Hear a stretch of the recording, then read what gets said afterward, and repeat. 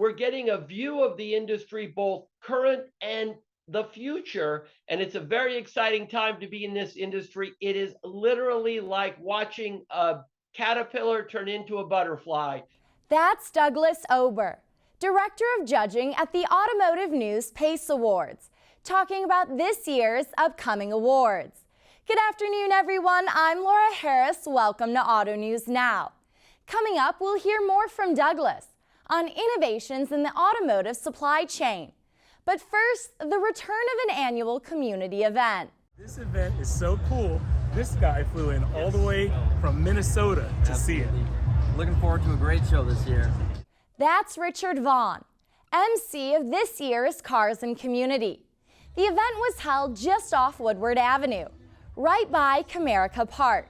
And there was something for everyone, including Radwood, a kids zone, ride and drives, and Concord Day Lemons. But what is Concord Day Lemons? It's peculiar, unique, and the land of misfit toys. It's filled with the world's most oddball and unexceptional vehicles, and is a humorous and irreverent take on the car show world.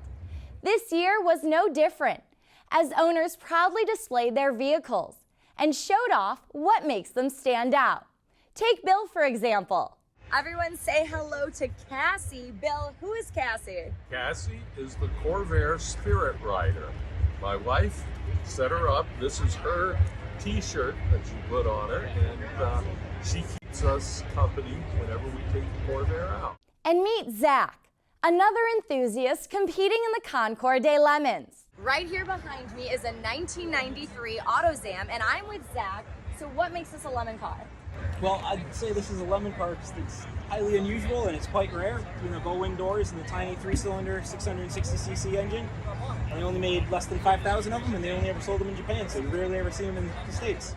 Owners all compete for coveted awards, like Best Back Seat, Slightly Better Than a Go-Kart, A Sight for Sour Eyes, and more. There was also Radwood, a chance to see some of the raddest vehicles of the 80s and 90s. And everyone is encouraged to dress the theme. Trophies are presented for vehicles and the Raddest Dressed Award. I am with John and Kyle, and they're sticking to the theme. They're at the Radwood part of the event, and they're fully decked out with their mullets. Look at them. This deserves some appreciation. The event also had a kids zone with different automotive activities designed for future drivers and Haggerty Ride and Drives. PACE Awards have established themselves as the premier leading award for recognizing innovation in the automotive supply chain. The time is almost here.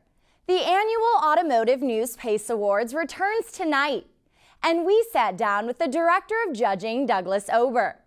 This year marks his 26th year as a judge of the program's soon-to-be 28 years.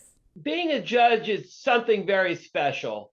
You get a window into cutting edge innovation that is affecting every one of us who drives a car, or even today, beyond driving a car, uses transportation in some aspect of their lives. The PACE Awards are an industry award for automotive suppliers that recognize and promote innovation in the automotive supply network that the consumer can actually buy today. In recent years, this has expanded to include electronics and computer suppliers, in addition to the more traditional internal combustion and electrical suppliers. This year, judges looked at over 100 different innovations. It gets harder every year.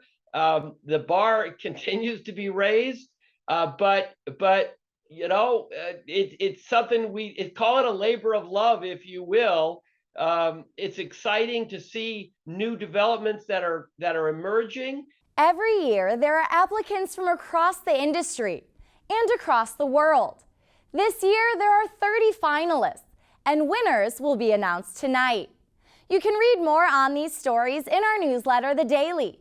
To subscribe, go to the More section of our website and click on Newsletters on the left side of the screen.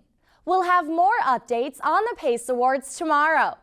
That's all we have today for Auto News Now. Thanks for watching, everyone.